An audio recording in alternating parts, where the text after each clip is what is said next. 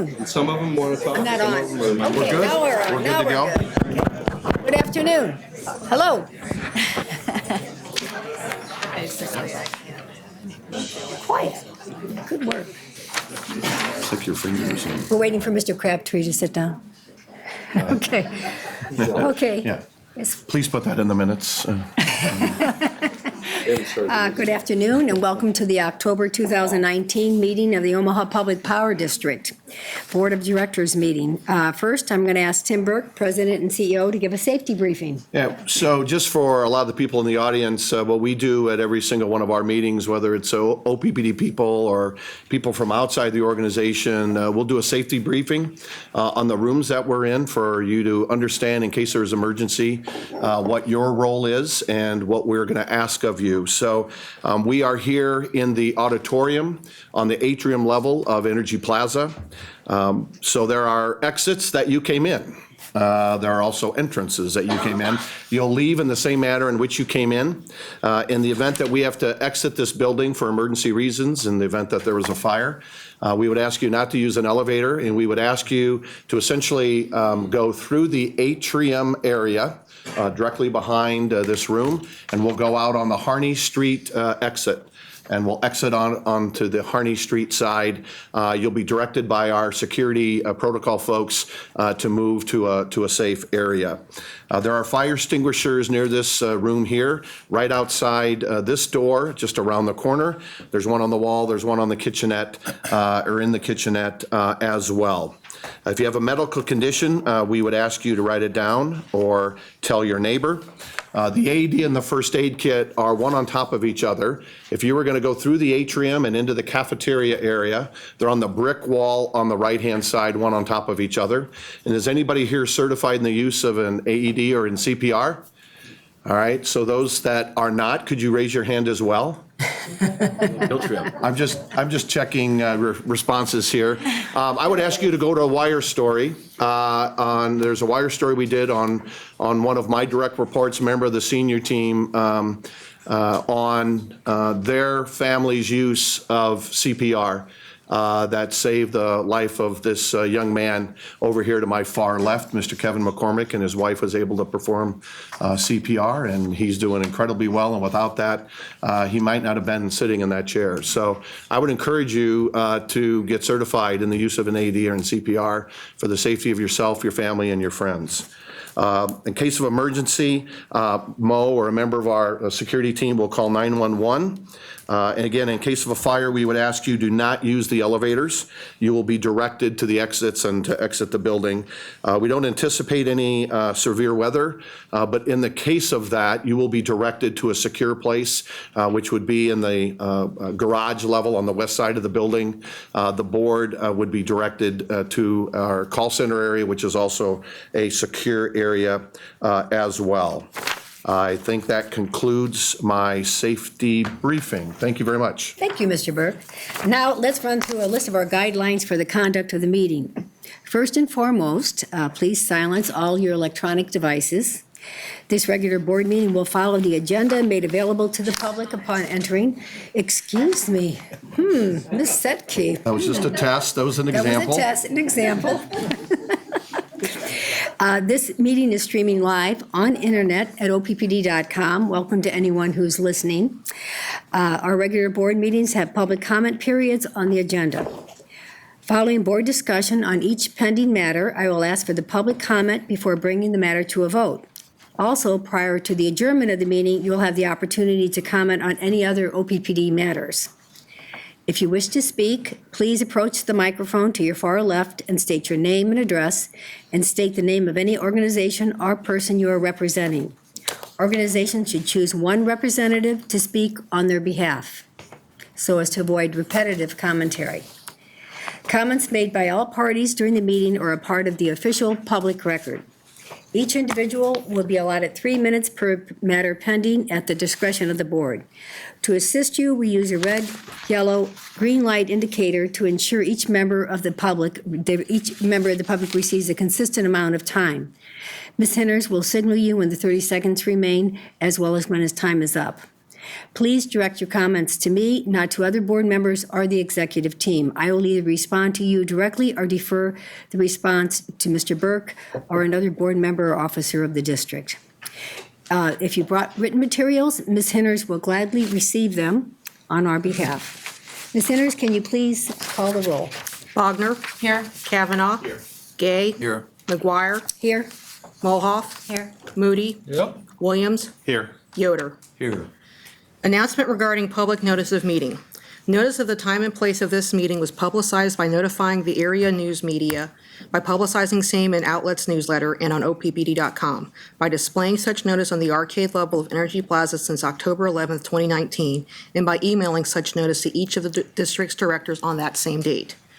A copy of the proposed agenda for this meeting has been maintained on a current basis and is readily available for public inspection in the office of the district's corporate secretary. Additionally, a copy of the open meetings law is available for inspection in the public meeting book located in this meeting room. The board consent agenda items are as follows. Item 5, approval of the August 2019 comprehensive financial and operating report, September 2019 meeting minutes, and the October 17, 2019 agenda. Item 6, SD11 Economic Development Monitoring Report, Resolution Number 6343. Item 7, SD12 Information Management and Security Monitoring Report, Resolution Number 6344. If there are no corrections, changes, or additions to the consent agenda items, I need a motion and a second to approve the consent agenda items. Do we have a motion? Do we have a second? Second. Do we have any public comments from, board comments on these items? Sure, I'll make a comment on SD11 economic development. I'm happy to see that there are improvements in measurements, and I look forward to continued improvements. Okay. Do we have any comments from the public on these items? If not, may we have a vote? Bogner. Yes. Kavanaugh. Yes. Gay. Yes. McGuire. Yes. Mulhoff. Yes. Moody. Yes. Williams. Yes. Yoder. Now we're going to have the president's report. Mr. Burke's going to give that. Great, thank you very much. So each month, we give a little update on what's occurred over the last month, a little update on our generation portfolio and the work around that, and a number of other items in which we live out our core values. So let's move to that first slide. So our baseload generation for the month of September, you can see the capacity factors. And both units 1 and 2 did not have any forced outages. They were really based on the market dispatch of those units. 4 and 5 did have some outages, but you can see their capacity factor here represented on the baseload generation. So you can go ahead to the next slide. Here's our peaking generation. This is kind of the factual data, and you'll see this jump around over the course of the year. And the peaking generation that we have is really used, either called upon by the market to maintain balance and resiliency within the transmission system, or it's used very clearly this year because of the flood impacts that we've reported on previous months, where we actually had Nebraska City Unit 1 off due to maintenance and because of the flood potential down around Nebraska City. For the safety of our employees, we essentially shut down Unit 2 for a period of time, and then all of our peaking generation really had to operate to maintain reliability and resiliency across our footprint. And you see over the period of years, you may not be able to see these directly, but this goes from 2013 to this year in 2019. You will see the most significant impact of that is really because of the flood events that occurred and some increasing need for resiliency within the market. And obviously, if you heard any of the presentations from Tuesday of this week at our board committee meeting, it lines very clearly with what we're seeing in the market as well. Our renewable energy for the month of September contributed about 29, almost 30% of our retail sales. As we move to the last quarter, starting in October through the end of the year, we'll typically see our renewable, which is primarily wind, our renewable sales significantly increase. So we have a wind capacity factor of 41.5%. Which is pretty typical for wind capacity here in the state of Nebraska. And Just gonna ask year-to-date, sorry. Oh, so year-to-date, thank you very much. I think year-to-date, we're close to that 30% as well. I don't think that's changed significantly. So we do have our Shoals project that's just north and a little west of Wayne, Nebraska, that is planning to go online in November. And that'll move us to about 40% of our retail sales coming from wind resources or renewable resources. We also account for some hydropower as well as some landfill gas that's part of that renewable portfolio. Those are relatively small compared to the wind renewables that we have today. Let's move to the next slide. Passion to serve. This is a great story, and you're going to hear several great stories here today. So we have on the right side here in the beautifully lime green safety shirt, Mr. Matt Patrick. He's an OPPD meter technician. Matt had left Valley and was on his way to another call, and he was following a car on 276th Street, just south of Nebraska Highway 36 in northwest Douglas County. The car pulled into the opposite lane to pass a bicycle and then returned to its previous lane. Suddenly, Patrick saw the cyclist, Mr. Pat Holland said, pull off on the paved part of the road based on that car passing him, and then flipped his bike trying to get back on the highway. And so this is a great example of one of our employees stopping, helping the customer, and the cyclist in this regard used his vehicle to block any other oncoming traffic for the individual that was in the cycling accident, called 911, used their first aid techniques to make sure he was okay. He was conscious. And by the way, Mr. Patrick Holling said we could talk about this, just for anyone who has any concerns with that. But it's just an example of what our employees do all the time as they're in the public. We talk about at the end of the meeting employees that have died in the line of duty. We did have an employee probably about 2007 or 8 that actually did this same kind of safety thing, helping a customer in the road, and they were hit by an oncoming vehicle in the manner in which they were trying to help that customer. So it's just a great opportunity for us to share our employees' passion to serve and what they do in the community and how they help customers. Honor our community, which is another one of our core values. OPPD assisted over 20 organizations and over 180 employees assisted during the Day of Caring during United Way across the whole metropolitan area. And I won't list all of the agencies that we supported, but it was a great opportunity for our employees to give back to the community. We're strong supporters of the United Way. We're strong supporters of doing volunteer work in the community, and we'll continue to do those kinds of things. But again, we had on September 20th, over 180 employees participate in the United Way Day of Giving. You can go to the next slide. This is another great example of our employees. A small town, Weeping Water, Nebraska, was trying to find a way where they could raise money to paint their pool. And so as part of the Day of Giving, we had our employees volunteer their time to essentially paint their pool. The city of Weeping Water bought the paint, and our employees were able to essentially paint that in about 3.5 hours. So it's the kind of commitment that we have across our whole service territory. Connect the dots. One of OPPD's, and if you happen to see part of our SD11 presentation around economic development and our community stakeholder and engagement process, we are doing this across our service territory in conjunction with the Nebraska Extension Agency, and this happened to be 150 students from the Arlington and Fort Calhoun high schools, where we did in partnership with the local community and other business leaders to try to connect the dots, is to really give them ideas on potential career exploration that they can do over this day period of time. We had multiple employees that assisted, as well as other businesses in the region and the local community. And it's just an opportunity for us to talk about STEM jobs and jobs that we have in our organization that we would love folks within our service territory to be engaged in. We did something like this in the south part part of our district in Syracuse, Nebraska, last year, and we'll continue to look for these opportunities to promote STEM and an opportunity for us to engage with high school, junior high, and college students. They really look at 16 career clusters, and if you want to, you could probably Google this, connect the dots, and get all the details about that. But it's our ongoing commitment for our STEM activity.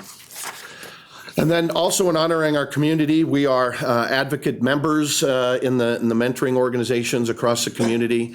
And so we had a mentoring day where organizations could come in and talk about their mentoring and the need for mentors in our community, which has been identified as one of the greatest opportunities to help students and help individuals achieve their lifelong goals. And on this day, we had Dr. Tom Osborne come in and talk about his journey around mentoring and the development of teammates, but also we had a variety of other organizations there to really support how they need mentors. And I don't know exactly how many mentors, at least not on this report, but we have a lot of mentors that are in the community in a variety of different places providing exceptional services.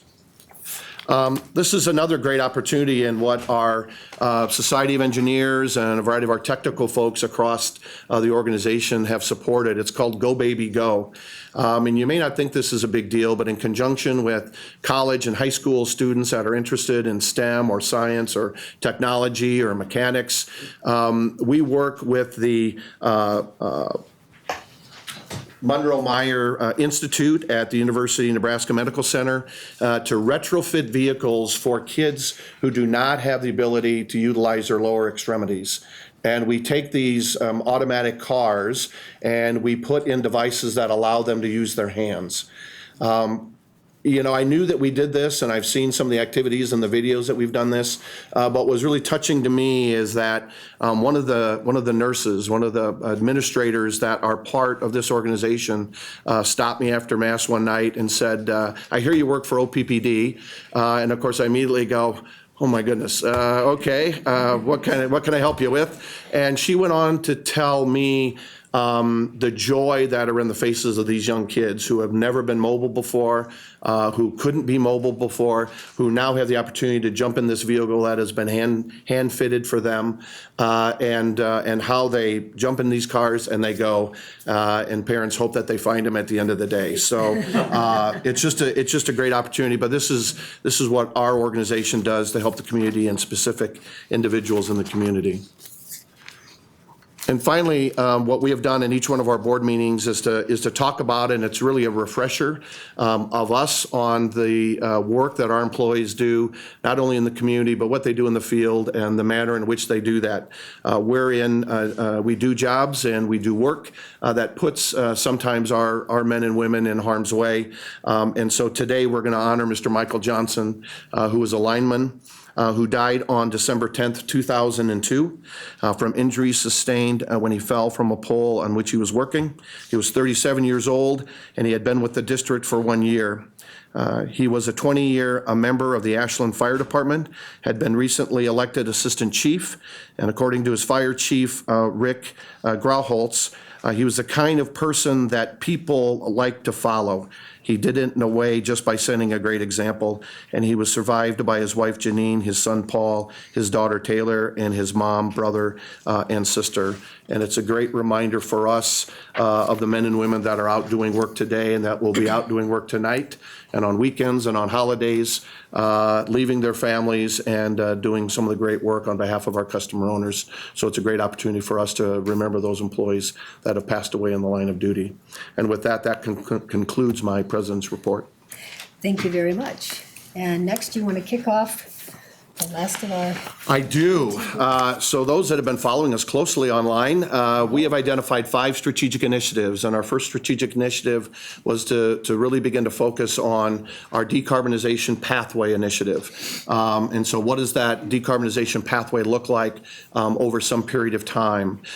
We also had a strategic initiative work around customer expectations and customer engagement and some of the customer service related work that we wanted to begin begin to think about in the future.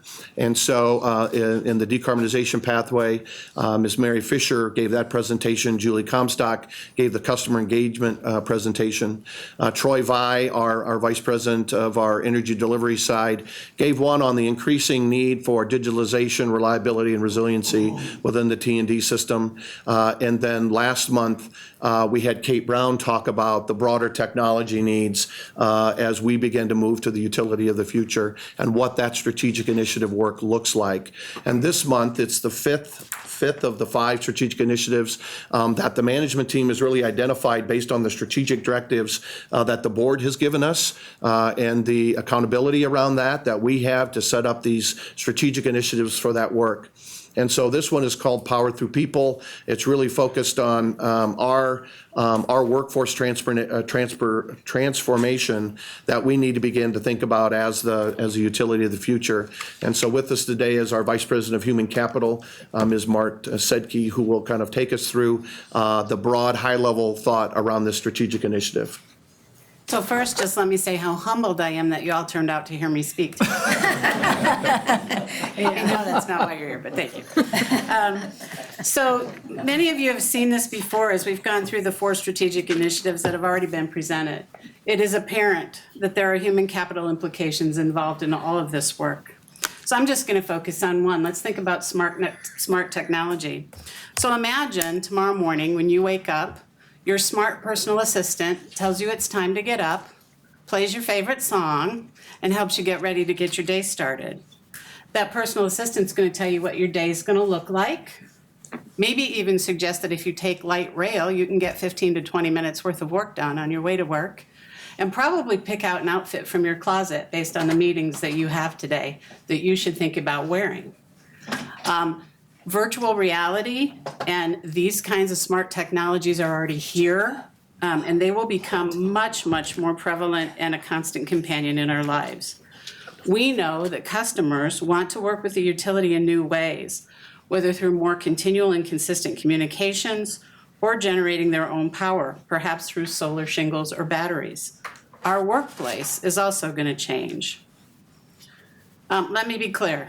We have amazing employees at OPPD, and they'll continue to strengthen our core operations and play an important role in building tomorrow's OPPD. To ensure we have an inclusive culture that will support this transformation, we must continue our commitment to ensuring our employees are comfortable with change, are willing to take appropriate risks, can make solid and expedient decisions, understand their decision-making authority, and are able to work collaboratively across the organization and embrace changing technologies that support a new workplace and new ways to serve our customers. We will help our employees become more digitally dexterous and develop the knowledge, skills, and abilities needed to thrive in this new environment.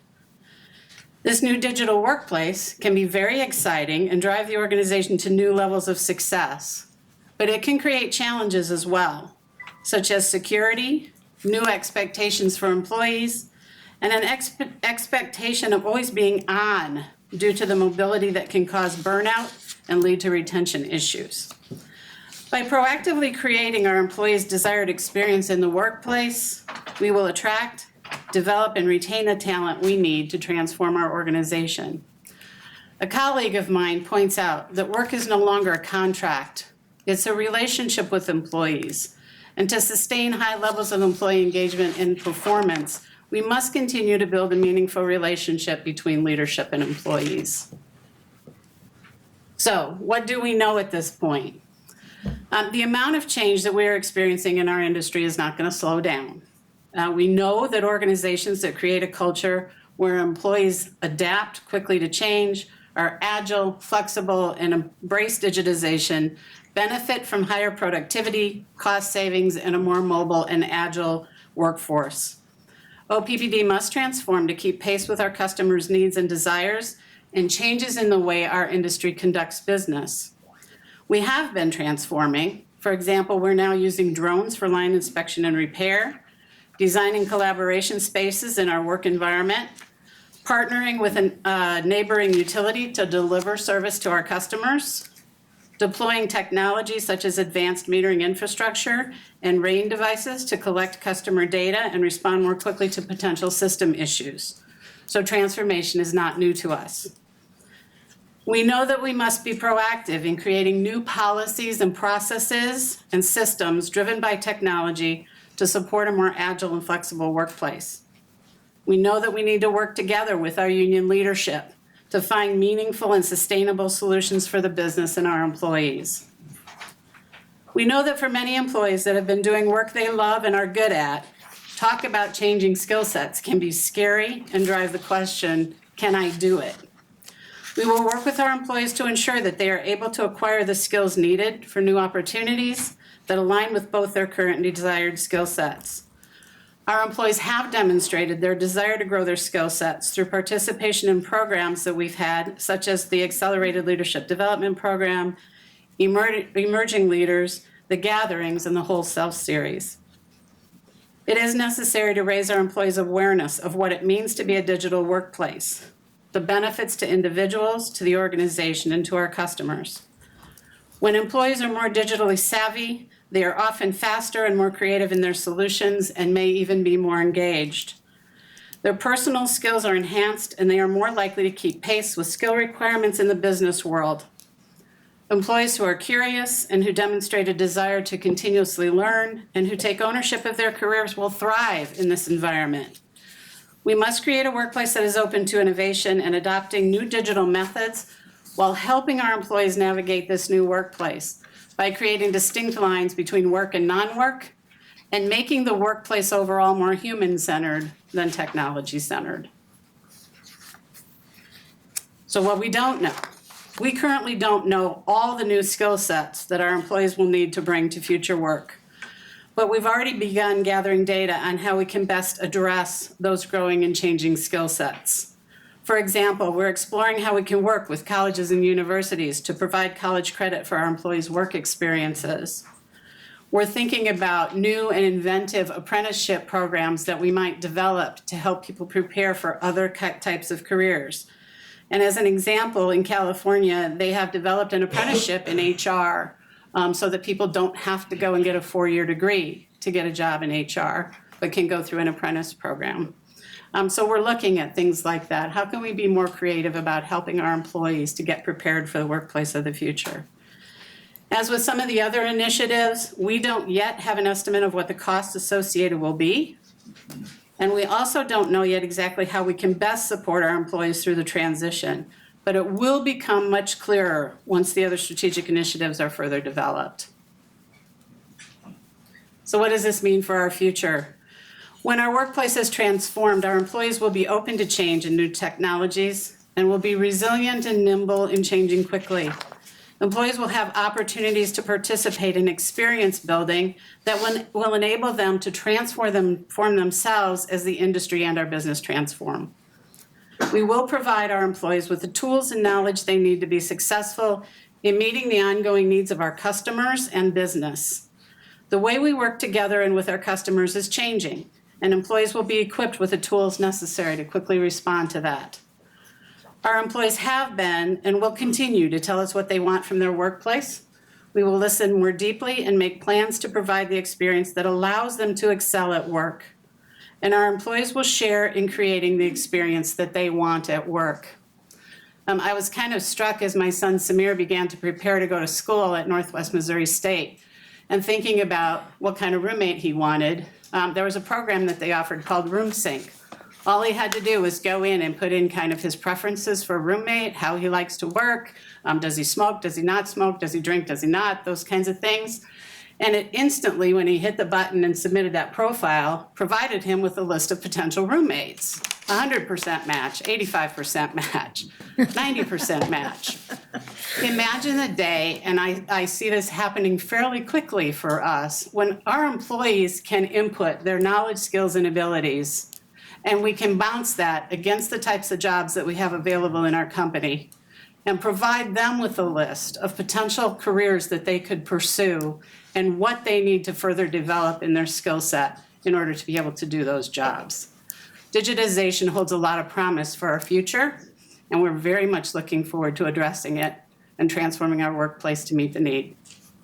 Thank you. Thanks, Mark. Thank you very much, Mart. Mart's presentation is more to our employees right now and also our future employees. I think on behalf of the board, we're very, very grateful to have Mart Secchi run this. Mart's done a beautiful job with the decommissioning of Fort Calhoun, along with Mary Fisher. Our entire company knows that the heart of this company is our employees. And we can only survive and we can only really excel into the future with our employees. So I really, really appreciate that. It's also very, very important as we look just at what we're going to be talking about in a few minutes with the power with purpose, as far as all the generation changes and the changes going around.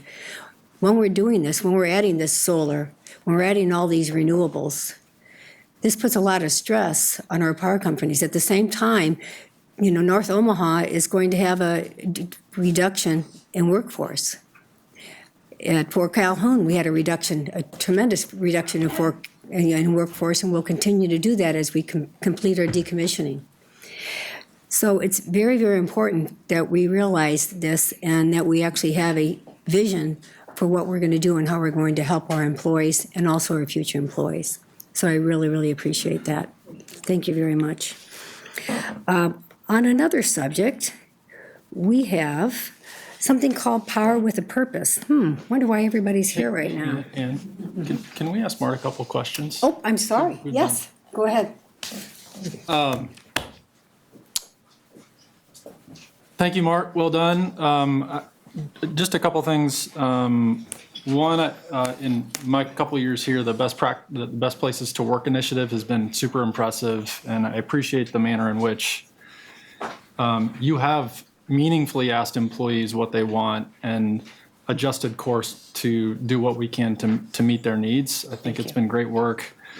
I mentioned this Tuesday, but I'll underscore it again. Our Strategic Directive 8, one of the most powerful sentences in there for me is the board is asking senior management to engage its workforce in personal and professional development. And the matching example that you shared with your son, I think, is really interesting. But I also, to me, I think it's not just internal; it could be external, Absolutely. Right? And we have employees that are doing a phenomenal job, but as the industry changes so quickly, the extent to which we find opportunities for them that are outside the district as well and help guide them on their personal path, I think, is really important. And I think we do a great job of that today. And I just kind of want to double down in that work as well. So my question. You mentioned Fort Calhoun. We've obviously gone through some pretty significant change at Fort Calhoun. I think we've done what in my view, a pretty wonderful job of doing everything that we can to help employees make that transition either within the organization or outside. Just kind of wondering to what extent that experience will help inform the strategic initiative.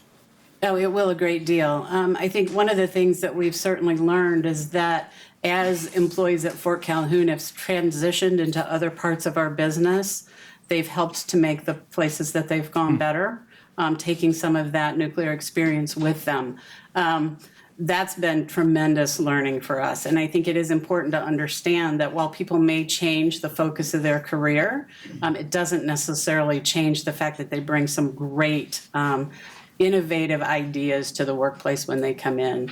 It's been very helpful for us to do that across the organization. We have probably between 85 and 100 people that have transitioned into other roles in the organization, and it has been meaningful for us. So certainly things we've learned from that. I think one of the other things that we've learned is that people may not want to stay in OPPD's workplace, but we may still want to retain them as customers in our district, right? And so how do we best help them to transition into a role where they can continue to contribute to the greater Omaha community and the rural areas that we serve? So it may not be working for us, but it may be other areas of our territory. Yeah, and that may seem counterproductive, especially given the workforce shortage that exists today. But I think the reality is it creates a culture that will attract exceptional people that they know they'll be taken care of. Yeah. Okay. Well, I think it's just a great example. We were a year ago out at the Facebook grand opening, And we had like 4 of our employees from Fort Calhoun that have transitioned over to work for Facebook, and came up and gave Lisa and I a hug and a handshake, and it was just great to see them, and they're loving what they're doing. But it was because of, I think, the manner in which we helped transition those employees to other parts of the community that needed assistance was pretty meaningful to them, and they appreciated that very much so. Yeah. Thank you for the question. I've got a question or a comment, probably a comment, but I know we're always looking forward. How are we going to get these new employees like everybody else is? But we just came from, well, all of us see the employees all the time that we have now that are so very good. So whatever you're doing now is right. And like I say, I'm glad to see we're always trying to help those employees. But I just wanted to make sure as we talk about this, and Tim, you always do a great job, and I think we all do, and Ann mentioned it too. But I've been so impressed just watching the crew we have now. I've, to retain as them. directors, we get sometimes some complaints, you hear a lot. But, I haven't had really a whole lot of complaints ever from the employees saying it's always been very positive. So whatever we're doing now, and we need to make sure, because there's still a lot of great employees. Absolutely. Just continue to do what we're doing as we transition. But having those good employees, having a good experience now is also going to help with that recruiting process forward. Absolutely. But I wanted to commend you, Zan did too, and I'm sure the whole board feels this. You do a great job, and I think you're very visionary and leader in Omaha even, saying, hey, here's what we've got going, because we're cutting edge, so we need to keep doing Very that. inclusive, yeah. And Thank good you. luck with this. I certainly don't do it alone. I have a wonderful No, I know senior you do. management team that supports everything we do. Like all our good groups, we do. We got so many good people here, so. Thank you. Yep. Okay. Mark, I'd like to say thanks for Nope, you might as well stand up there, Mark. even in this first year that I've been here. I've already had a chance to visit Nebraska City, Fort Calhoun, the methane landfill gas facility, and tomorrow morning in Sarpy County facility. So it's been a busy time, but I really appreciate getting a chance to see things in person and see the great work that the employees do, and kind of learn a lot more about what they actually do day to day. And so thank you for making that an opportunity for me to learn more about how things are actually carried out, and to directly engage with them about again, the great work that they do, and hear some of their direct feedback about how they feel about the organization, and some of the ways that they think we can continue to improve. So that's very helpful. I look forward to that being that type of engagement between employees and management and the board continuing forward through this study, so that we can all work together to be most successful in the future. So thanks very much for that in the past, and I look forward to more of it. Thank you. I'll add my 2 cents. So, when we're talking about companies and we're looking for talent, acquisition, retention, all of that starts with the foundation of core values and mission. And since we have those things right, I have no doubt that we're going to be able to make this transition really well. So you have a great foundation to start with, and you highlight it every month in your president's report, and we need to continue to do that and talk about that, because that's the life-giving energy that this organization has. Thank you. Also very much appreciate the board's support for the work that we do. We couldn't do it without your help and support. So thank you for that. Okay. One other thing I want to mention as sort of a thing is, you mentioned burnout, which I think is a good idea, because that's a good point. Because Not a good idea. I get text, I don't know if it's a good idea, but I mean, to mention that and to work on it, because that is a problem as far as cell phone usage and the amount of work. Just in the past, how many months have we seen, even the people around us in management who worked on this Power with Purpose, that it was not a 40-hour job. Don't want to tell you guys, but if you want to come here, you're going to have to work. But we appreciate all the work that you've done, and it's a 24/7 for our linemen. 24/7 for everybody. Everybody in this company, it's a 24/7. If there is an outage, something like that, they're up and around. If there's, when you have your tornadoes and everything, it's just not the linemen that are out there. It's a lot of hundreds of other people behind the scenes that are there, up and going. So it's a great company, and like I said, we cannot do anything without them. Yeah. Next, I think the reason people are here is to discuss Power with a Purpose. But before I do that, I want to give everybody some homework. How many students we have here? Oh, good. So you're already used to this. This is for the other people who are listening too. We want you to go on to OPPD Listens because we have some strategic directives that we're doing some changes with. One is environmental sensitivity, that we have some specific things that I think that might be why you're here. We want you to look at that. The next thing is ST8 as far as resource planning. There is some changes in how we are stating that. We give a 30-day. Actually, that's employee relations. Oh, is that employee relations? Yeah, that's Or is that employee relations? That's okay. Okay, employee relations, and what, is that what we want to work on, resource planning? We need to go. Yeah, SD8 is, 7 and we're 8. asking feedback on SD8. Oh, employee relations? Not SD9. Sorry. Nine is research. That's coming, that's coming. Nine is resource. That's coming. Sorry, I'm almost jumping there. ahead because I'm, okay. So SD8 is employee relations, which we're talking about there. You can look at that. And then finally, the power with the purpose, which we have capacity upgrades that we're recommending that are the largest solar presence in the region. And we're adding new natural gas assets that would serve as an important role in allowing OPPD to further integrate all this renewable energy. And also, in the end, this is going to achieve a 30% reduction in CO2 emissions compared to 2010 levels. Now, to do that, to look in depth, if you haven't looked at it on the Listen to Tuesdays, you can go online to OPPD Listens. Mary Fisher, our Vice President of Production and Nuclear, has given a wonderful presentation on this, exactly what it is step by step. And we also have a lot of questions and answers, which were compiled over the past month by multiple questions that we have asked of management. And they put the highlights down there. So you can please look at that. And I think there are other directors who might want to make comments in relation to this, Can we, as far as power with a purpose. yeah, I'm happy to make comments. I'm almost interested in hearing what they have to say first. Well, we're going to but- do, well, we can do that. So can we speak as the afterwards comments as go well? along. Yes, yeah, we'll be able to do that. Anything else? I'm good. Thanks, Ann. And I appreciate the opportunity now that we have this information out, that we can hear back from the public, because public power is strongest when we have great stakeholder engagement with that one group, the customer owners, who we all answer to. And so this is a great opportunity to hear from them, and I appreciate people who have come today to express their views to us, to let us know how they feel and how they think we should move forward. It's the responsibility of the staff and management to make a recommendation like this, and the thousands of hours that have gone into this is extremely impressive, and I appreciate all of that work that led up to that presentation on Tuesday. It's the responsibility of the directors for the duty of care and the duty of oversight to now take the information we've been presented and decide, is this the course that we need to move forward with for the utility to be, as Tim said, the utility of the future. And it's lastly, and by extension, the responsibility of the customer owners to give us information about how they feel the utility should move forward. And so I, again, appreciate the opportunity that we now are giving to them to, over the next few weeks, express their views, take the information that's been presented, let us know how they feel about it, and then next month we would have this on the agenda for the vote. And so this last step of the direct customer engagement is extremely important to me.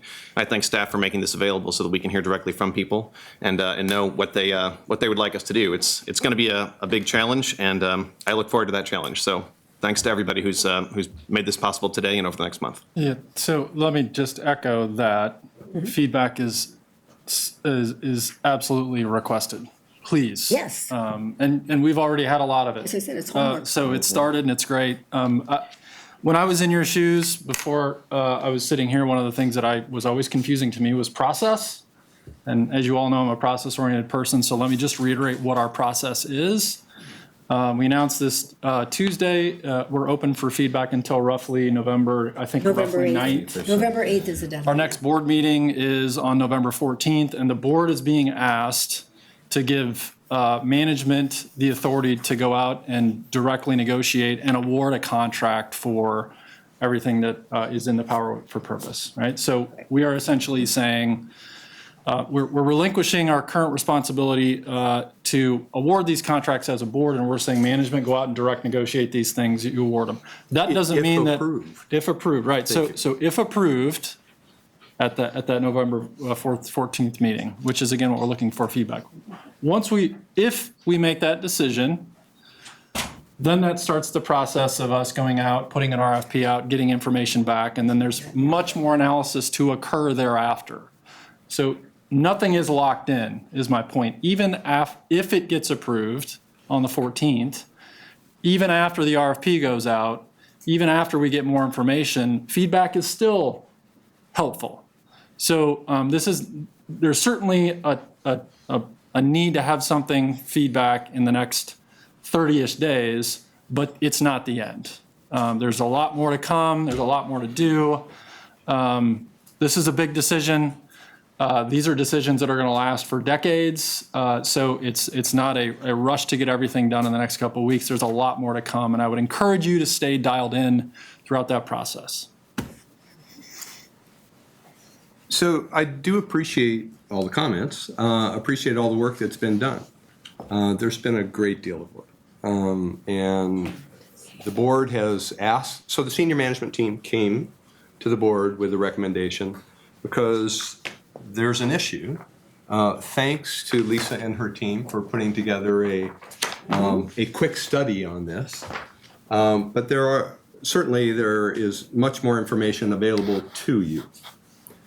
The quick study is that we have an issue. We have a challenge ahead of us. It's also a great opportunity for us, OPPD, to meet that challenge with some new generation sources and new ways of handling the challenge ahead. It's the board's responsibility. We would be derelict in our duty if we did not review this proposal very carefully. We have to be reasonable, sensible, and responsible in how we review it. It's our job. It's up to us. I have some concerns still, and I expect more questions and answers to happen. Frankly, I'm not opposed, given the concerns I've heard from other board members about the stress that has been experienced by all of us, with extending the timeline, personally, at least on part of this. I think that would reduce some stress, and it would allow us to be thorough in our analysis of your proposal. That's my view. I know that whatever, it's our job. We've got a good opportunity. We have to be responsible and reasonable and sensible. Whatever comes out of this, not everybody will be happy. Some people will be hurt. We want to hear, we want to know what your views are on this. And that's my say. Okay. I actually think that the amount of work and the preparation that we've had for this has been astronomical. The management, since the new team has come on, has had in-depth in-services for us on generation and what the problem is throughout this year. And they came up with this. We already extended it another 30 days in addition to this. So I tend to disagree with you that we may need more time. However, we can look at what the comments are with this. I actually think this is pretty amazing that we're offering 400 to 600 megawatts of solar as our primary capacity with the backup of natural gas generation. So, yeah, That's my thought. But reasonable we're not people gonna get can into a fight about disagree. this. And we're not gonna get into this. We're stopping this. I just want to weigh in here as general counsel. Yeah, we should not We're be getting doing into a substantive discussion on something that's not on the agenda. I'm a little bit concerned Okay. on where we Thank are you. under the Open Meetings Act. I hesitate Okay. to interrupt, and I Thank you. apologize. I for doing appreciate but that. I appreciate, that's your job, and we'll stop the discussion. Thanks, Steve. Okay, we'll now open this to the general public. Is there anyone in the public that would like to make some comments? You're welcome. And just try not to be repetitive, try not to say the exact same thing. You know, if it's the same message, then it's really not necessary. Everybody gets 3 minutes. Want everyone but to have we're their happy to hear voices everybody. heard. We would ask you to state your name and your address before you speak, and Ms. Hinders will identify the lights that were described earlier in the board.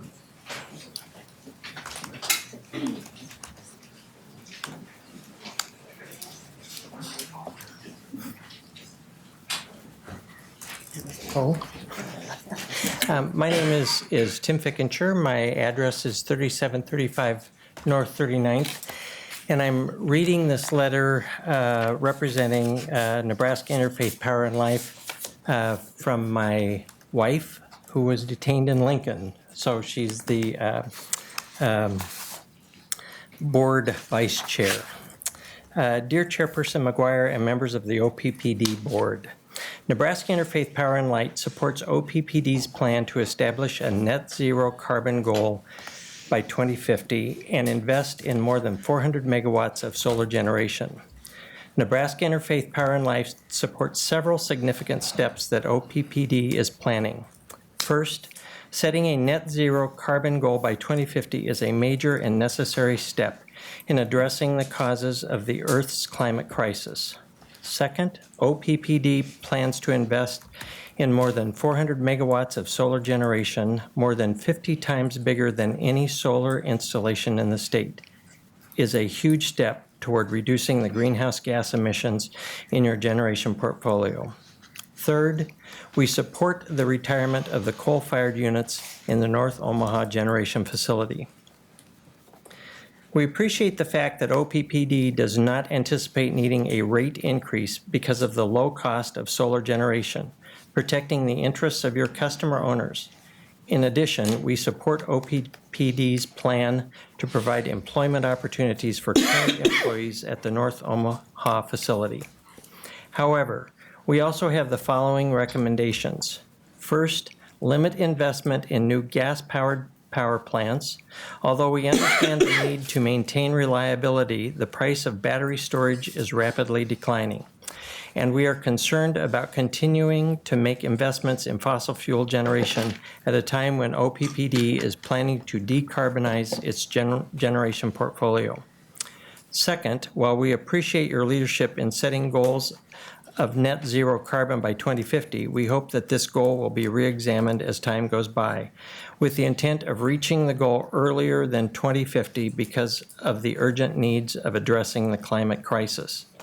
Nebraska Interfaith Power and Light is a statewide interfaith, nonpartisan, non-denominational organization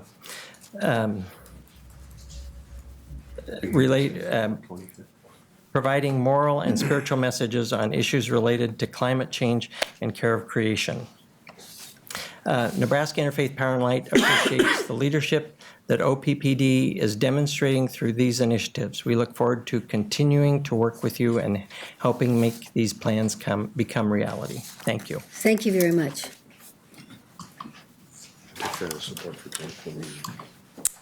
Hello, my name is Yusuf Khan, and I am currently a student at the University of Nebraska, Omaha, and I'm here as a member of Omaha Students for Sustainability regarding the proposal Power with Purpose, with the main goal of achieving 100% zero carbon by 2050. I strongly urge this initiative to be passed. Reducing carbon emissions is the best way we can combat climate change, and we must move from being reliant on fossil fuels towards renewable resources. OPPD has a responsibility, and I'm proud to say that they have moved in this direction, but they do have a responsibility to provide sustainable energy sources to its customers. Coal may seem inexpensive now, but our planet is paying the price, and our state continues to see it with the number of natural disasters that have increased over the past couple of decades, as well as the intensity. I am personally affected by that, as my parents are from Auburn, Nebraska, and experienced flooding with their house and their farm in the past year. As a junior in college, I spend a lot of time thinking about my future. Where will I live? What will I do? Who will I be? With the way we are impacting our environment now, I have to ask, not just for myself, but also for our community, is there a future for us to live in? Being 100% zero carbon would be the first big step for OPPD in protecting the future for young people like me, as well as being an industry leader. There is no time to wait, and we must act now before we further damage our environment. Thank you. Thank you very much. Hi, my name is Amanda Calloway. I'm a program manager with Nebraska Conservation Voters. NCV protects our state's natural legacy by educating voters, advocating for sound policies, and electing conservation champions. We do support OPPD's goal of committing to net zero carbon emissions by 2050, and we support the new solar project.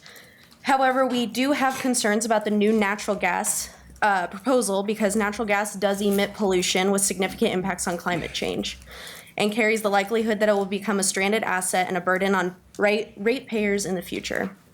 Over the last few weeks, we have been gathering signatures in support of OPPD making a transition away from fossil fuels and towards clean energy. We currently have over 800 signers from OPPD territory, and we are submitting them today. Thank you. Thank you. Hi, I'm Hana Dabalawa. I live at 4541 Shirley Street. I'm here as a private citizen. First off, I tend to concur with people who have spoken before me. I firmly agree and support your 2050 goal for a net zero and have some reservations. One suggestion I have is that you mentioned decommissioning power plants in North Omaha. I would suggest you would consider putting your new solar facility also in North Omaha to help conserve jobs in the region, as that is a particularly economic, that's an issue. It's an area with, job issues particularly. I have done canvassing in that region and spoken to people door to door, and that was one of the biggest issues I felt like the community when they talked about it, which is the lack of jobs and opportunities. So I think that would be a great location for a future solar project. The second thing is that I, like others previous, have reservations about investing in natural gas, particularly in how you, according to your website, might need to invest in a new pipeline for natural gas. I have issues as well with the process of fracking and the impact it has on the environment, and I feel that it also may become a stranded asset. But that being said, I really appreciate you guys, all the work you've taken into doing this and all the thought, and that there is no perfect solution, but we just can do the best that we can and move forward. So thank you. Thank you.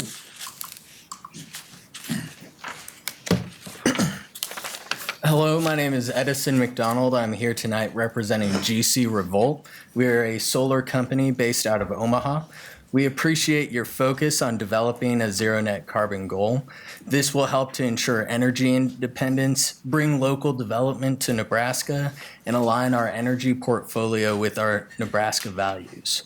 One key aspect that is lacking, however, is a quality rate policy for those in the 25 plus kilowatt size projects. Development of a quality rate structure program is one of the most important aspects to ensure your net zero carbon goal. This will help to support small and mid-sized businesses. This will also help to grow the private capital that will be invested in these programs. There is no more sensible way to decrease energy usage than moving the energy production to your own roof or vacated lot. We have had a variety of projects that we have interest in, ready to develop, except the limitations on the metering policies above 25 kilowatt. These including CNN landscaping, CN House, residential complex, the Kiewit building on 120th and F. We have a large farm and Camp Calvin Crest Church that is a church retreat center. Although we were able to develop part of a project there, we weren't able to go as far as they would have liked. All of these are examples of commercial projects we have been prohibited by developing in the OPPD district due to no clear utility policy nor direction from staff. While GC Revolt has seen rapid development over the last 4 years, we are still continuously frustrated with this limiting policy direction. As renewable energy continues to grow, OPPD must take action to ensure that your constituents' values are represented, that you collaborate with partners in private development, and that you work towards a true net zero carbon goal that allows customer owners to be part of the customer or part of the solution as customer generators. We continue to be open to conversations about how to best ensure that this is implemented. Thank you. Thank you. Hello, my name is Stephen Kirshner. I live at 3510 Laurel Avenue. I'm here first as a Nebraska citizen and also representing the many young people that I'm on the front lines combating the climate crisis with every day. I work as a coordinator with a nonprofit called Our Climate, working to mobilize young people around climate policy, and with Citizens Climate Lobby as a conservative outreach fellow looking to build political for a livable world. And so first, I thank the board for setting forth these goals today and committing to clean energy in Nebraska. I want to say I truly recognize the time and effort you guys have put into these proposals, and I thank you for that and that commitment. I want to give a special appreciation to the members of the board who attended the Omaha climate strikes nearly 1 month ago to this day. A month ago, you stood with us as we made a stand for our future, and now we are here discussing OPPD being 100% clean energy. To me, that is very powerful. We now ask that you do not forget about us young people during this important decision-making process, as it is us and our children who will largely bear any consequences from your times as our representatives. I support your decision for a 100% zero carbon goal, but stress that the goal should be met by the year 2040. This is something we must do. Delaying a zero carbon society by another 10 years further locks carbon dioxide to the system for generations to come. We must halt the climatic changes we have caused and begin to help our planet regenerate.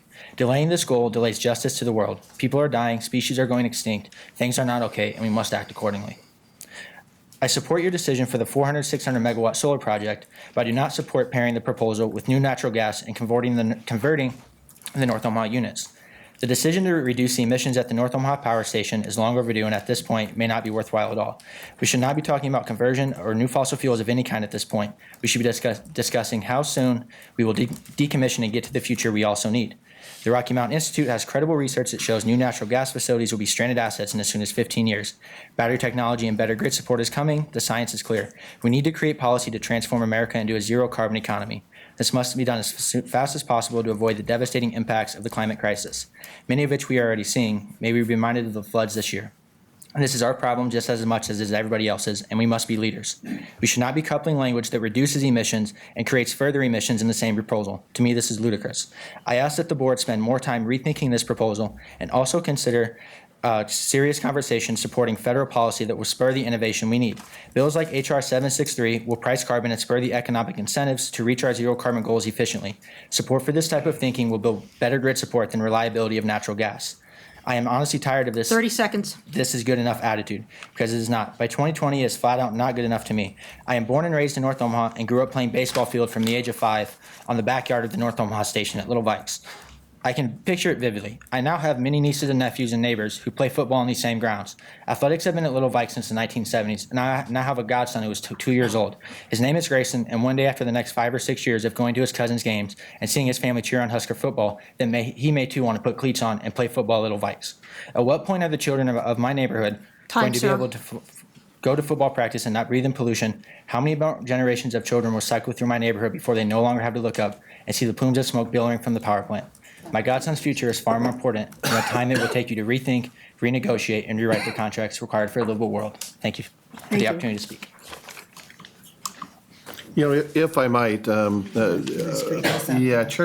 McGuire asked me that if there was conversation about the specifics of the gas recommendation that we're having in our recommendation to the board, there's a distinct difference between combined cycle units that are meant to operate as base load units and generate all the time versus peaking units that are really intended for resiliency and reliability reasons.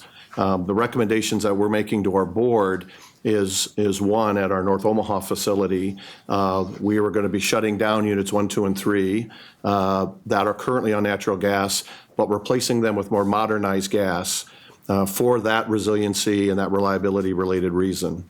The other kind of addition to the gas assets is really to support the backup for the solar array that will be added in that 400 to 600 megawatt range. So there is a distinction, very clear distinction between combined cycle units that typically operate 24 hours a day, 7 days a week, 365 days a year, versus peaking units that are there for resiliency, for emergency purposes, very similar to how we operated them during the flood situation this summer. So I just want to make sure there's some clarity around that. And some may still disagree with that, I understand that, but just want to make sure there's clarity around that. John Pollock, 1412 North 35th Street, Omaha. I would echo the policy concerns and also the compliments of the Nebraska Interfaith Power and Light, the first speaker. Capture a lot of my thoughts. As I also appreciate the explanation of the distinction between peaking units and continuous operation on natural gas. I would just hope that we not become too dependent on that.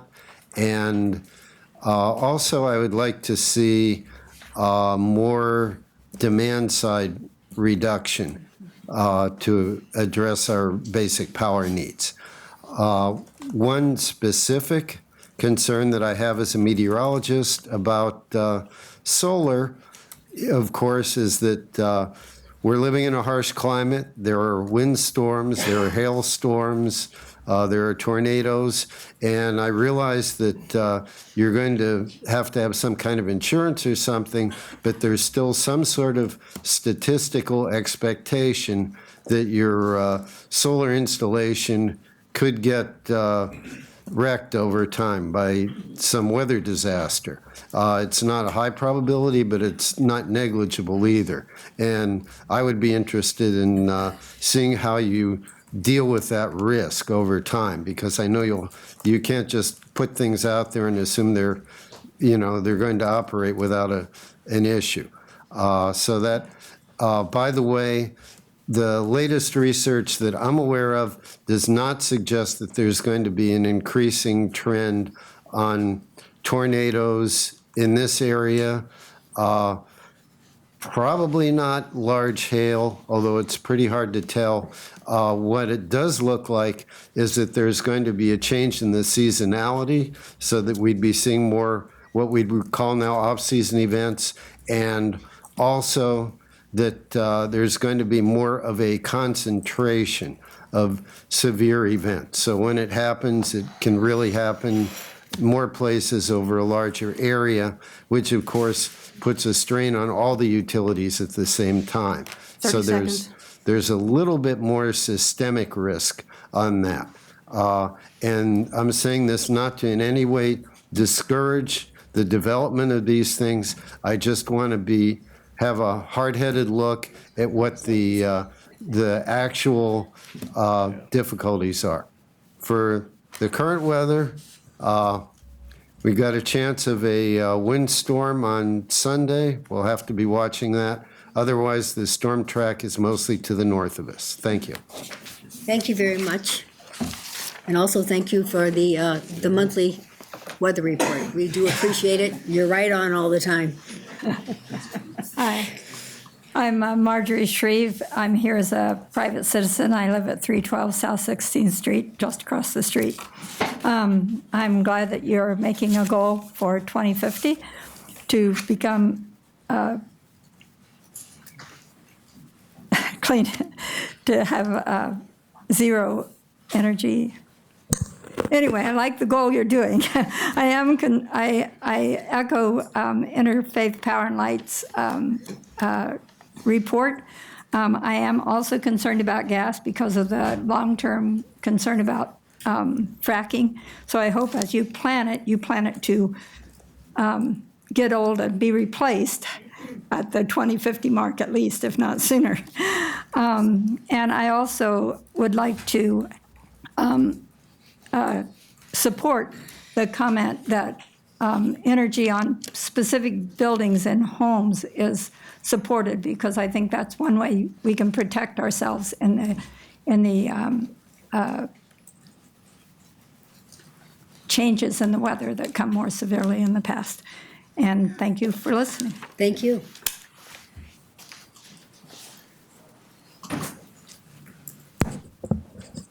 Hi, my name is David Sidebottom. I'm a physics faculty at Creighton University. I live at 8729 North 52nd Avenue. In the 1940s, Germany invaded Europe, and our nation saw that as an existential threat to our existence. We did quite a bit of hardship, and money was spent to fight that existential threat. And we solved it. We solved that problem back in the 40s, and I think it was a good outcome. At least most of us agree it was a good outcome. Climate change is also one of these existential threats, and I feel like we're going to have some hardship to solve it. We're going to have to spend some money to do this, and I think that's going to be okay. I just want to say that I support this 100% goal. I would recommend, though, that we put the timeline a little earlier.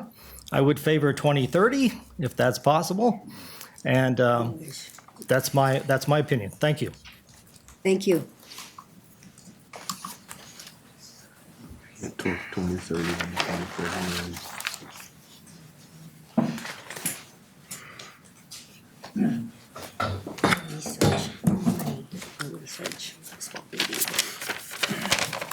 Good afternoon. Good afternoon. My name is Barry Butterfield. I live at 7309 North 126th Avenue in Omaha. And I've come here today to ask each of you 3 questions about this zero carbon proposal. First, have you considered what zero carbon really means? A 600 megawatt solar farm backed up by 600 megawatts of natural gas is not zero carbon. An economy driven by wind and solar fuels is not zero carbon. As each of you know, these are intermittent sources and require an alternate source for when the wind doesn't blow and the sun doesn't shine. Natural gas, though it burns much cleaner than coal, is still a fossil fuel. The only reliable zero carbon fuel is nuclear. Second, have you considered the impacts of a zero carbon economy? You know, I know you like to leave that question to the engineers who are compelled to comply with your directives, but as a decision maker, you are each ultimately responsible for those impacts. A recent study released by Harvard suggests that the rapid expansion of the wind industry is partially responsible for our abnormal weather because it extracts kinetic energy from the atmosphere and alters the boundary layer conditions. Isn't it ironic that in your eagerness to be zero carbon, your actions may have actually led to some of the horrific rains that we've had this spring? My third and final question is one of common sense. I think everybody in this room agrees that climate change is an issue. It's an issue that needs to be addressed, and it's an issue that will be expensive to address. But if you truly believe that zero carbon is the only answer to climate change, why are you betting the future of 1 million customer owners 30 seconds on power sources that are entirely driven by the climate? I leave you with these words from Ken Caldera and several other prominent climate scientists.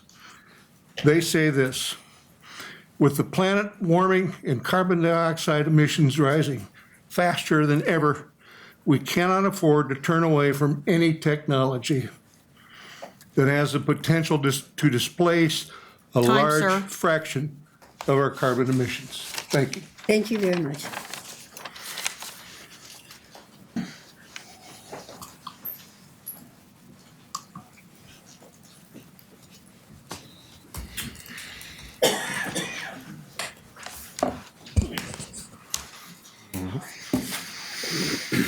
Good afternoon. My name is Scott Williams. I live at 1139 South 93rd Avenue.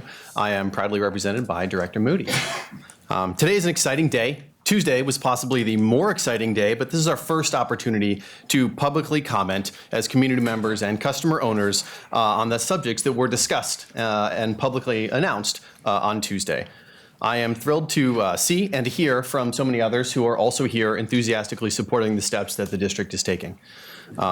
There are no specific agenda items, no action items, no board votes on the issues that are of such intense interest today. But there are three particular points from Tuesday that are so remarkable that I rise to the opportunity to publicly engage on them. The proposed improvements to Strategic Directive 7 to set a firm zero carbon goal establishes a shining beacon of where the district is going. I want to thank the employees and the staff, the senior management, and the leadership from the board for establishing this path. This is intimately related to the strategic initiative process, which is ongoing, particularly addressing the pathways to decarbonization. The zero carbon goal of SD7 sets the what, the where we are going, and the strategic initiative process is developing the specifically the pathways of how we are going to get there. I encourage and support that ongoing study and investigation to find out exactly how we will get to the strategic directive goal of zero carbon. That leads specifically to Tuesday's proposal about capacity updates. In a year that's already been shown to have fantastic strides for the district, a plan to build one of the largest, most powerful solar arrays in the entire nation is truly astounding. I almost can't even believe that that's the subject that we're discussing here today. It's remarkable. Thank you. And I want to say thank you. I want to say thank you to everyone who's involved for all the work that has been done and all the work that is yet to come. I wholeheartedly support the zero carbon goal and the ambitious implementation of clean, renewable, local solar energy in our public power district. I would like to remark that it's surprising to hear that at the exact same time that a zero carbon goal is being set, that a plan is also proposed to take on new expenses, new sunk costs on fossil fuel equipment. I do appreciate and respect the description of the difference between combined cycle baseload turbines and combustion gas turbines that are used in a peaking sense. 30 seconds. But to the atmosphere, the carbon dioxide release is indistinguishable. If the board finds that it is truly necessary, essential, unavoidable to make that expense, I would like to ask, can you tell us that this will be the last time that we will ever be putting money towards fossil fuel equipment at the district? I appreciate the work that's been done, the strides that have been taken, and the pathway that's been set in front of us. Thank you very much for your work and for all the opportunities that you get to come in front of us. Thank you.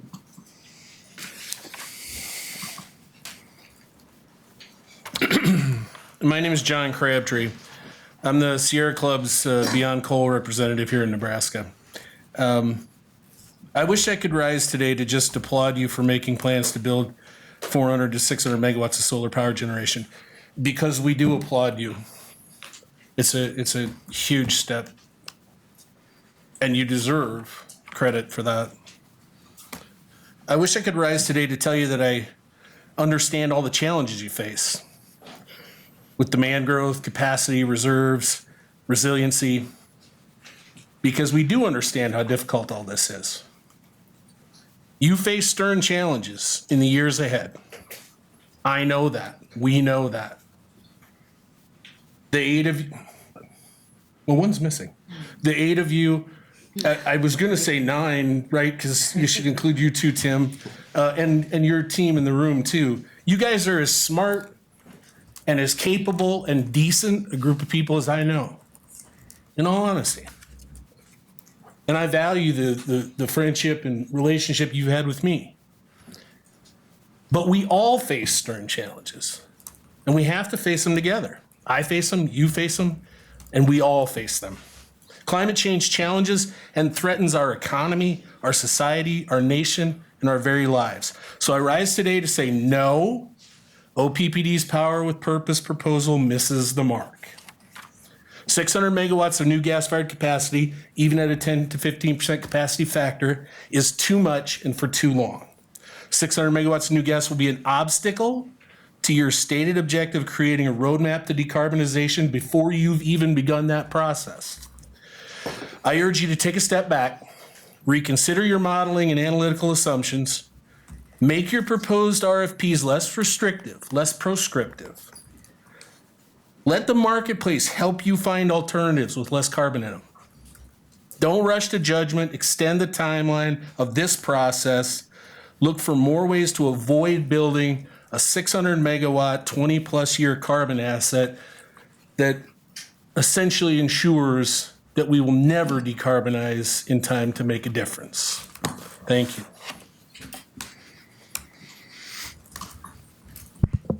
Hello, my name's Alyssa Hickert. I live at 9212 California Plaza. I'm here as an independent citizen, and I'd like to just echo the appreciation everyone has expressed for all your efforts towards environmental responsibility. I greatly appreciate it. I have some trepidation that a net zero carbon goal is something I won't see happen until I'm in my 60s, which seems like a long way off, but I appreciate and I have great enthusiasm for the goal itself. So thank you. Thank you. Hello, my name is Chelsea Johnson. I'm the Deputy Director at Nebraska Conservation Voters, and you've already heard our support today for your zero carbon goal and the steps that you're making towards clean energy. So I just want to add a point about public engagement. I think that it is important to hear as much testimony as possible from people, even if the message repeats itself, because it's an important temperature gauge of where people are at on the issues that you're proposing. They've taken time out of their day to be here. And as board members of a public utility, I think it's important for you to be happy to hear what they think. Thank you. Thank you.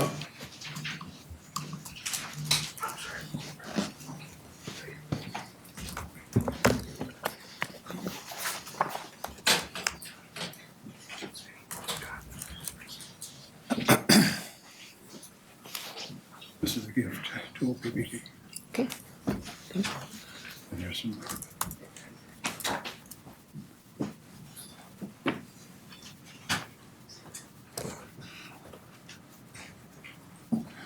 I have two subjects. May I have 3 minutes? Could you state your name for everyone, please? And your John Trout, We know you are, John, 3316 Augusta Avenue, Omaha. He wants Do I 6 get minutes. He Yeah, wants you have 2 topics, 3 minutes. 3 minutes All for right. each of us. No. First, there's a gift here for you. Just 1 minute. Let's say Just 3 minutes is what you have. Just 3. 3 minutes, yeah, because I Okay, think we want to fine. get more people up here. Okay. In that box is a gift for OPPD. With it, you can measure temperature, humidity, CO2, particles, and chemicals. Why would you do that? Mainly because the particles, the CO2, and the chemicals affect our brains. If I sound a little goofy today, maybe the CO2's too high in here. Most of the homes are not ideally ventilated. I'll give you this book, this with the evidence. About 95% of the homes that you serve have just exhaust systems, no way to filter the air coming in. That air contains pollutions, mostly from things like vehicles, some from power plants, some from farm fields, that MIT estimates is killing about 200,000 people a year. It's contributing to cancer and to dementia and so forth. So what I'm asking is recommend to your customers that they filter the air coming in, capture the toxic radioactive elements that are floating around there unseen. That box contains an instrument that will let you measure what's in here, what's in your home, what's in the office. I'll give you also information from Harvard that says if you drop the CO2 level in your office to 600, productivity is likely to go up about 8%. What's that worth? And you'll sleep better, and your medical bills will go down. So I want you to know that I'm not just making this stuff up. Here's the evidence. Thank you so much, Mr. Trout.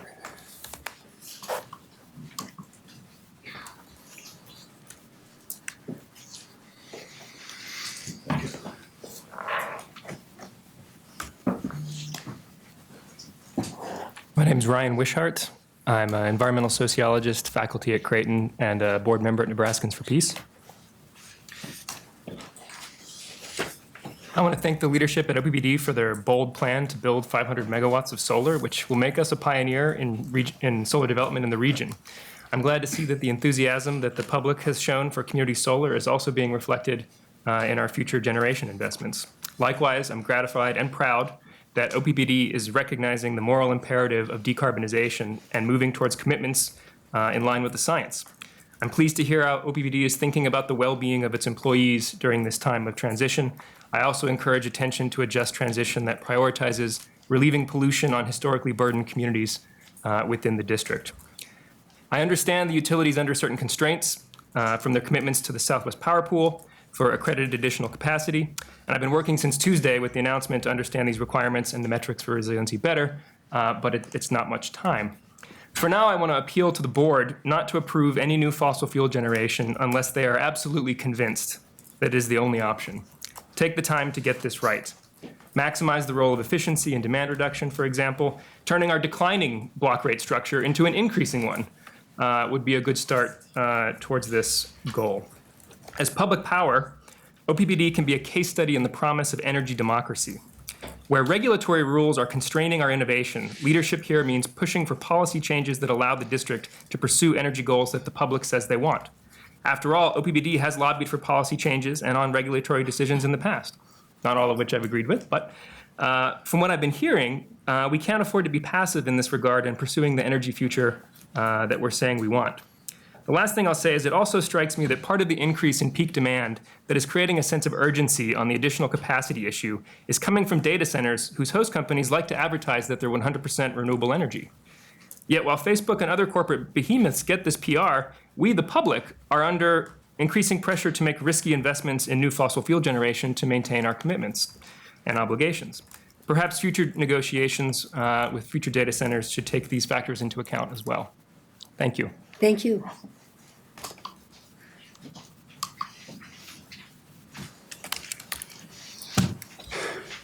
So thank you. I'm here kind of representing two different And your name and address? I'm Ken Hansen, 7315 North 155th Street in Omaha. Also represent UNMC and Nebraska Medicine from 4230 Leavenworth Street. I speak from being a proud OPPD retiree, first of all, 30 years at OPPD. And I can tell you I understand the challenges you've had over the last 40 years going through coal handling prices and capacity challenges, along with floods and nuclear regulations and trying to do everything to keep the efficiency and low cost to the ratepayers in your area. I want to say I applaud this plan. I think it comes from a superb leadership at OPPD that is probably the best leadership that I have seen in 44 years of being aligned with OPPD. You understand efficiencies, you understand demand control. You've helped me personally at UNMC reduce our demand and usage by 25%. And at the same time, we've increased 2 million square feet of very high intensity usage. So I think as we concentrate here on net zero by 2050, which I'm totally in alignment with, you can't forget the reliability and resiliency. And when I read the statement on Tuesday, I saw reliability and resiliency. And at the medical center, when we're faced with the disasters that are here nowadays and the floods that we faced this year, being able to have that resiliency and that power during that time frame when we had Apache helicopters that wanted to land patients from other places in our service territory.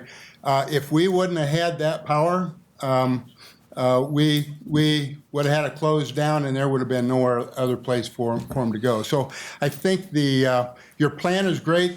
I think the leadership of this board and of 30 Tim and your seconds. leadership is the best that I've seen in 44 years. So thank you very much, and I would recommend moving forward with this as quickly as possible. Thank you, Mr. Hanson. We've appreciated the collaboration that OPPD and UNMC has had with you as far as the demand reduction and also the large solar array that is now at UNMC. Any other comments from the public? Any other students want to say anything? You're welcome. Come on, somebody wants to stand up. Come on. One of you. One or two of you there. There's three of you discussing who's going to go up. Why don't all three of you go together? Why don't the three of you go together? Maybe that would work. Yay. All right.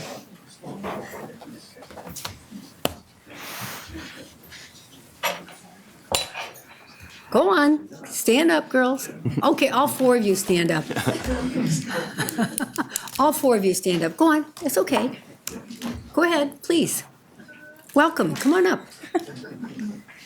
Four of you can come together. Just state, but all of you need to state your names. Okay. And your addresses. Hi, I'm Sydney Rogers Morel. I'm Insama Hutonji. I'm Samet Hapte. And I'm Anya Long. We only sent one up because we are all from Students for Sustainability of Omaha. There you go. And so we tried to send just one representative up for us. But I Well, mean, you we're can all stand here. together. We're all here because we believe strongly in the fact that we need to be focusing on how we can help climate change and how private citizens can, but also as the people in larger corporations can help us as well. And so with the introduction of this power with purpose, I think we all agree that setting a goal for zero carbon for 2050 is super important. And I want to agree with the sentiments earlier that sooner would be a lot preferable.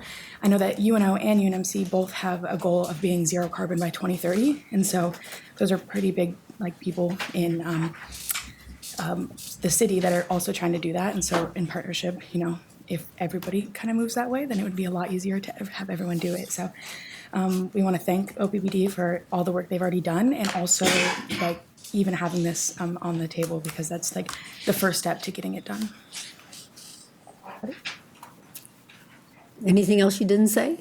Go ahead. I'm just really happy to see adults in our community taking action against climate change, because oftentimes I know that we as students or its youth can feel like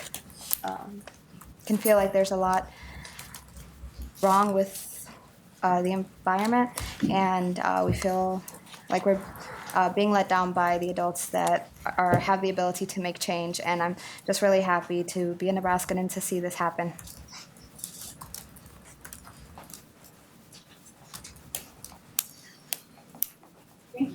Thank you very much.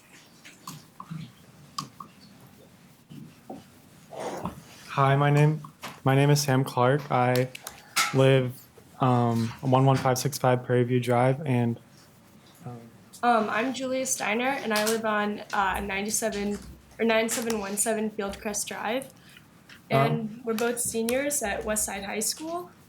I would like to talk about the amount of people at Westside who are passionate about this, just to represent our school and show that people care, especially our young generation.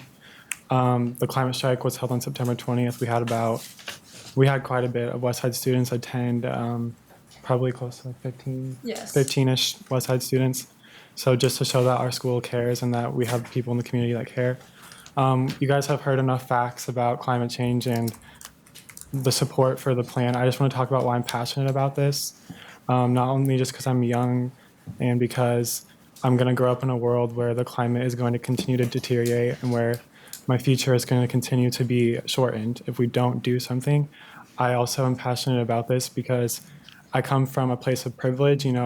Climate change affects people in minority communities and underprivileged countries around the world. And the fact that I am privileged, I am just I am angered that people, just because they're underprivileged in this world, have to face the same problem as me, but worse. And I'm fighting for them as well as myself because everyone's affected by this differently. And that's what I have to say. Good job. Okay. I agree. Good job. I agree with a lot of what Sam said. I think that a lot of people do not feel as concerned about this issue because I think they feel a sense of security in the fact that they will be able to buy their way out of the issues that climate change will present. And so that's why I would also like to speak on behalf of the people who this climate change will cause a lot of life-threatening problems for. And I'd also like to say that as a student, I think a lot about, I'm like applying to college right now, I'm thinking about my future career. And I feel a lot of pressure to be involved in the fight against climate change. And so I'm just very happy to see that there are representatives that are kind of helping to protect my generation and hopefully like taking the weight off of my shoulders so I do not feel the pressure that I currently do to help protect our planet. Thank you. Thank you very much. Yeah. Really appreciate it. Yeah. Would you like to say something about that? Yes, A please. short message? Yes, please. Because I was going to say it too. You can say it.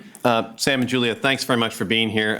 West Side class of 2000, and while I was there, I was the president of the environmental club. So Julia, Okay, we're going to see you here soon. Julia, to your future, there are opportunities, and I encourage you to continue to explore that through college and into your career. And I appreciate you being here. I know that I was never personally at the board meeting at OPPD when I was a student, so thank you very much for being here today. Yeah, they're way ahead of you, Merrick. Way ahead.